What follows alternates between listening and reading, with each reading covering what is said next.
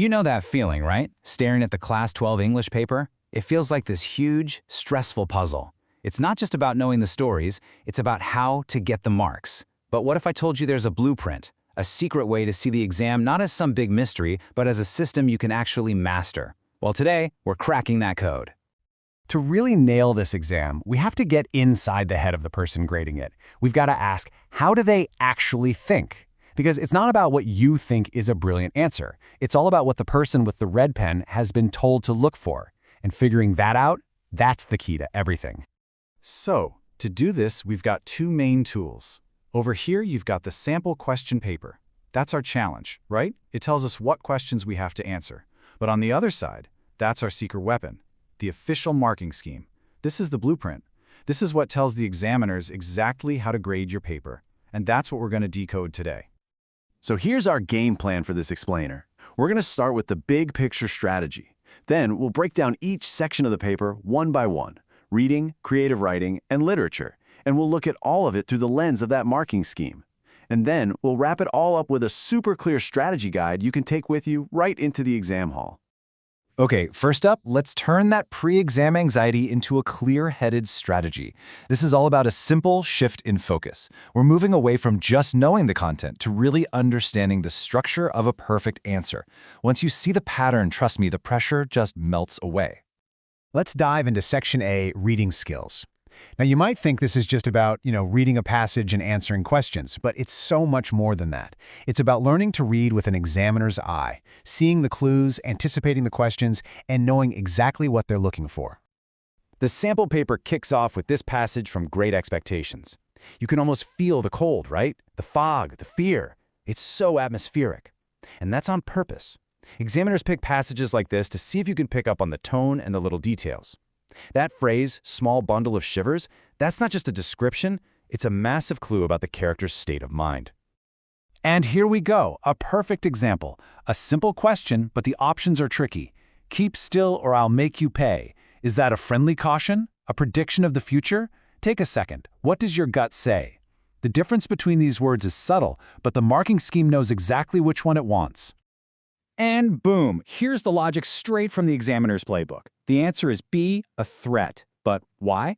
Well, the marking scheme literally spells it out for us. A caution is just advice. A prediction is a guess about the future. But this statement, it directly implies harm. There's a consequence. When you start thinking this way, you're not guessing anymore. You're thinking exactly like the grader. Okay, now let's switch gears. The second type of passage is all about data. You'll get a chart, something like this one, about job preferences. The skill they're testing here is totally different. It's not about feeling the mood. It's about being able to read and interpret hard data accurately and fast. And you can see the answer is just sitting there in the data. If you look under highly preferred, service jobs are up there around 45%, while corporate jobs are way lower. Getting this mark is all about your ability to find that specific number and compare it. It's all about precision. And this is so crucial, especially for the short answers. You've got to pay attention to the marks. If a question is with 2 marks, it needs 2 separate points. Simple as that. For this question about Ria, the marking scheme says 1 mark for saying why corporate is good and a 2nd mark for saying why a startup is bad for her. Give only 1 reason and you're leaving half the marks behind. It's a basic rule. Decode the marks to build your answer. All right, let's move on to Section B, Creative Writing. This is the section where so many students think, oh, it's just my opinion, it's subjective. But the marking scheme tells a completely different story. In an exam, creative writing is actually a game, and it has very clear rules and a very clear scoring system. Just take a look at this. This is the 5-mark breakdown for a job application. It's literally a formula. You get 1 mark just for the format, sender's address, date, all that stuff. 1 mark for how you organize your ideas. A whopping 2 marks for the content, and that means you have to include both a cover letter and a biodata. And finally, 1 mark for spelling and grammar. If you miss any of these pieces, you are just throwing away easy marks. And it's the exact same story for a report. The marking scheme basically hands you a checklist. Who did what, where and when did it happen, what were the details, and what was the general feeling.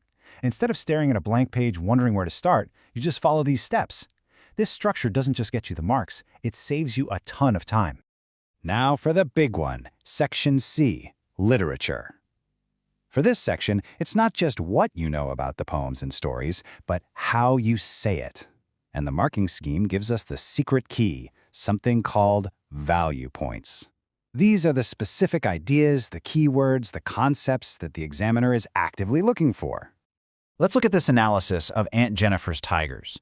The marking scheme is all about this central contrast. On one side, you have Aunt Jennifer, her terrified hands ringed with ordeals. And on the other, you have her tigers. They are prancing, proud, and unafraid. Using these exact words and ideas in your answer is like sending a signal to the examiner that you get it, you understand the core theme just like they do.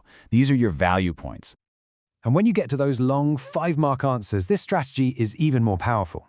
Instead of trying to memorize a dense paragraph from a guidebook, we can just turn the marking scheme's notes into a simple checklist like this. You need to hit on exploitation, the power imbalance, the marginalized people, contrast the two stories, and give a solid conclusion. This isn't just a friendly suggestion, it's the literal roadmap to a full-mark answer. So, we've gone through all 3 sections, and we pulled back the curtain on how the examiner really thinks.